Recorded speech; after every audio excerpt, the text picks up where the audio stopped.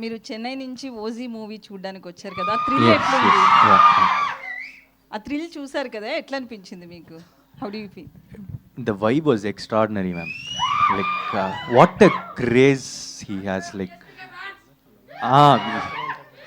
PK fans, yes. Yeah. So what a craze he has. I just came to experience that, like, from like shooting, because Anil sir, the co-producer of this movie, used to tell me like you have to experience the vibe coming to Hyderabad and see it. So I just came for the sake of it, and it was extraordinary.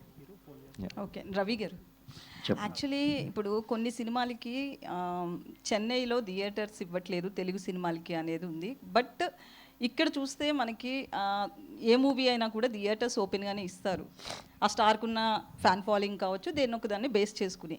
దీనికి ఏం చెప్తారు? కొంతమంది అక్కడ మనకి మన మూవీస్కి theatres రావట్లేదు అనేది ఒక నెగిటివ్ టాక్ కూడా ఉంది. ఎందుకంటే దివాళీకి మనకి ఇక్కడ చాలా మూవీస్ వస్తున్నాయి.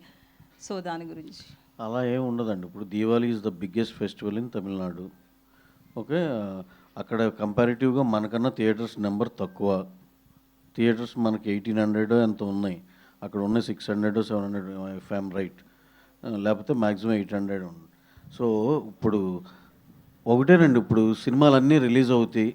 ఒకటేమో X number of theatres, YZ అలా క్యారీ చేస్తున్నాయి అన్ని సినిమాలు. ఫస్ట్ డేకి టాక్ని బట్టి అవి అడ్జస్ట్ అయిపోతూ ఉంటాయి. You give the best content, పెద్ద హిట్ కంటెంట్ ఇవ్వు, తీసుకెళ్ళు.